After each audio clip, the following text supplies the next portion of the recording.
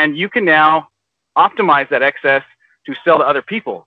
This is the Garden Stocks Journal Entry, Episode 1, a discussion about me and James's project, the Garden Stocks project, and where we're at with it and where we're going. James Reams is my business partner, and it was his idea to start the Garden Stocks project, and I'll let him tell you a little bit more about it. Go ahead, James. Yeah, so probably about a year ago, I started my first garden here. I was kind of located in the Pacific. I had the opportunity to have a little bit of a raised garden, probably not more than like 3 by 3, very, very small. I didn't know what I was doing, very amateur at this. And then I realized very quickly that I could produce produce that was higher quality than the actual markets, and I realized that there was some value in this that a lot of people have neglected in their lives. And, Garden Stocks is an opportunity to bring them closer to fresh produce and local produce, because being here and where I'm at, I'm able to go to see some of these farmers markets, a lot of these vendors, a lot of these people that really put their heart and soul into their produce, and be able to appreciate that. And Garden Stocks connects people that sell produce and grow produce in the same manner to grow independence in a community. So I started doing this, and I kind of spitballed the idea with my family. I'm like, hey, is there any value in this? Is this something that we want to do?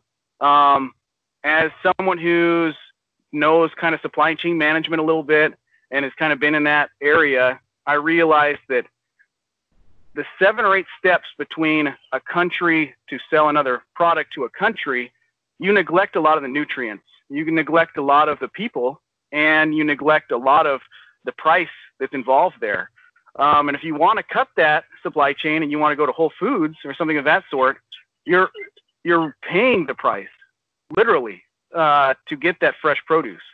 Now, for me, I've got, trees here that produce avocados. I got a mango tree that produces thousands of mangoes every year. And most of them, to be honest, rot on the ground. And that's when I realized that there's a lot of opportunity here when we have a garden and you get a little bit more expertise in that you have excess.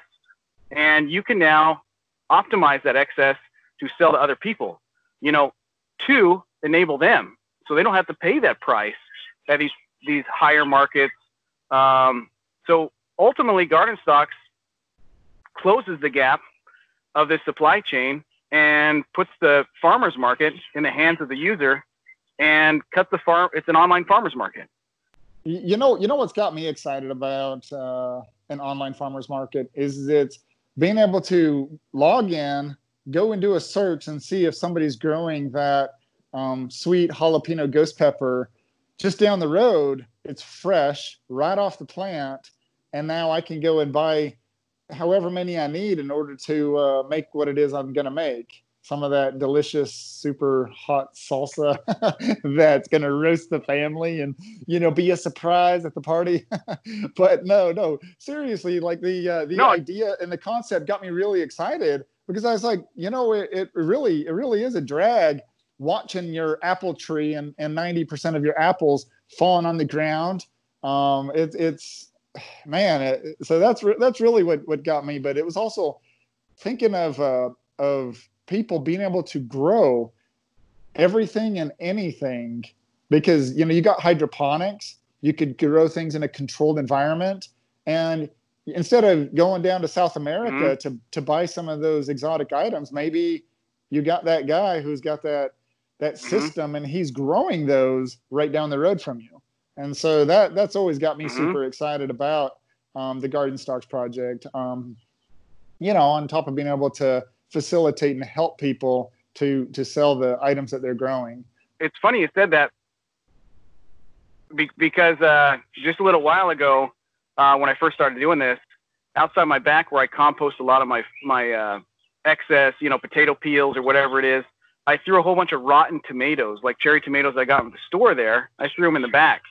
And maybe like 6 months later, my wife went over there and was like, hey, did you plant a tomato plant over here?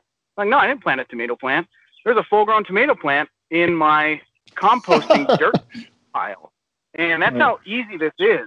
And so I've taken that and I've actually harvested the seeds, and I have probably 6 or 8 plants that have come from that one plant that was a mistake. And, you know, I recently just bought some seeds on how to actually do Carolina Reapers. You know, you can't find Carolina Reapers at the store. One, they're the hottest pepper in the world right now, I believe. And 2, it's an exotic item. So you can exclusively search for these items, and you can exclusively grow these items for other people. You know, you don't have to buy that regular banana. Like yesterday, I bought bananas at a vendor over here that I've had no better bananas in the world.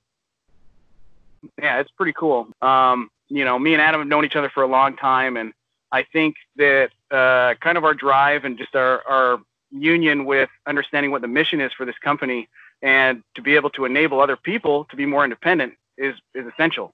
You know, for the audience out there, the reason why we're doing journal entries is, well, number one, we want you to understand a little bit more about Garden Stocks. We want you to understand about us and the business, the mission, the core behind it, and what's driving us. You know, what really drives somebody to spend that much time and effort to build a business like this. And the fact is, you know, we just want you to have a little bit of understanding along this journey with us. It's because that's the truth. Life's a journey. You know, one road at a time. You know, you're taking it, you left or right, and you just kind of grow and you learn from it. Mm-hmm. So James, tell me just a little bit about yourself, hobbies. What are some other things you like to do?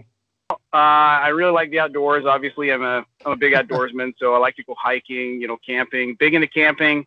I like the survival aspect of camping and the independence. That's kind of where Garden Stocks came to be. Is I like to be more independent. I wish I had that capability, and then I realized we had the tool and we had the team, and so we built that.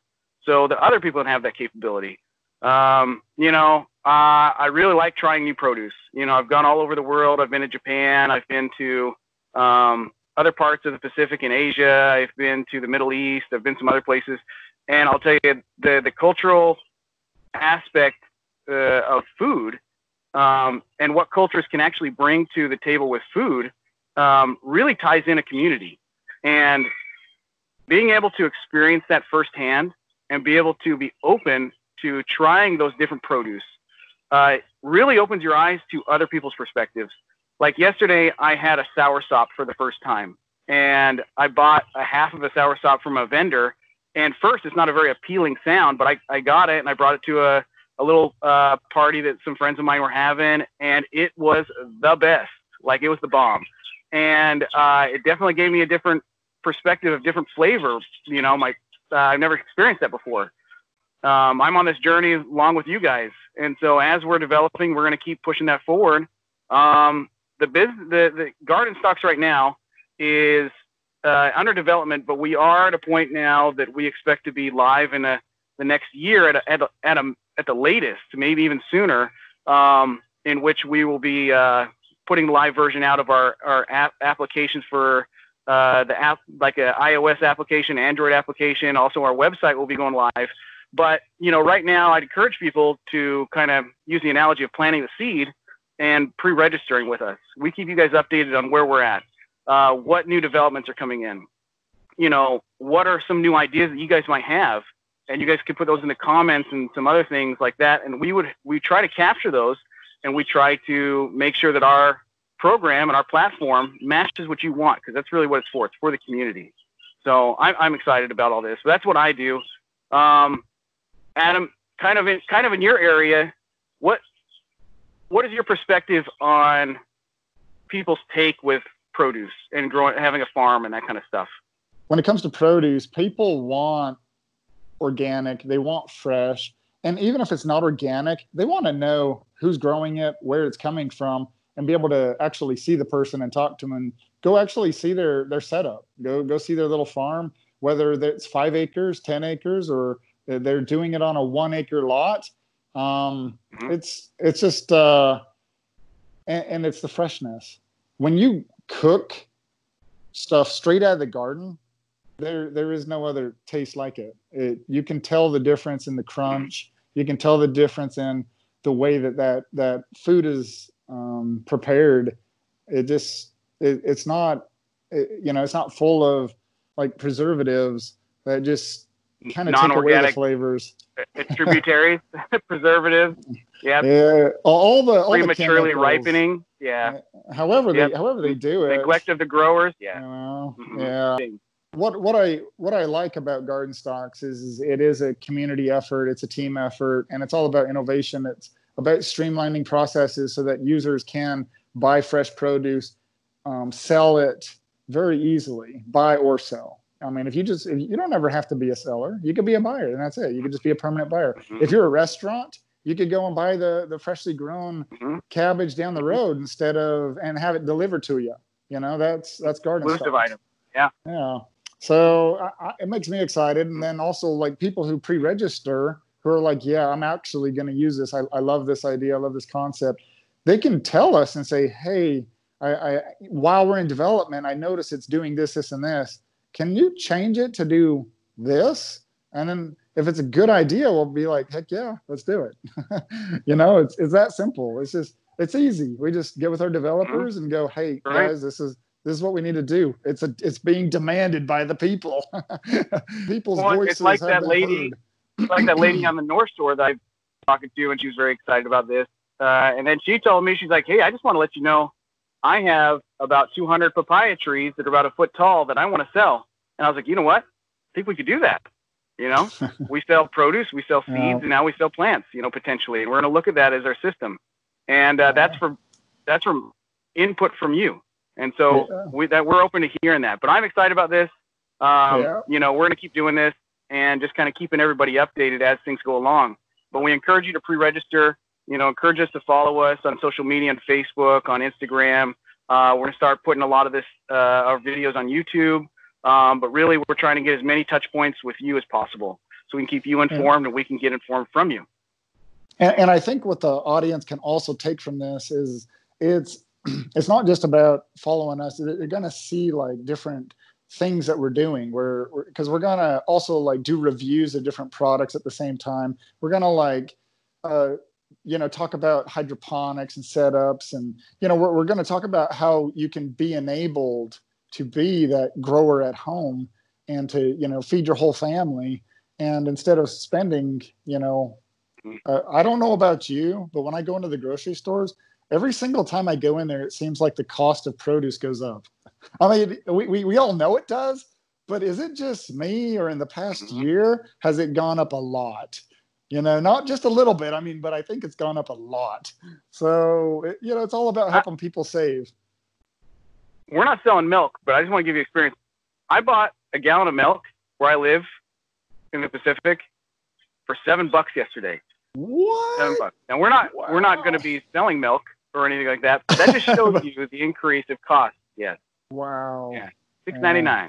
Well, in my local store, I bought some the other day, and it was about $4. So, but $7, man, that's All right. Well, I think this probably concludes episode 1.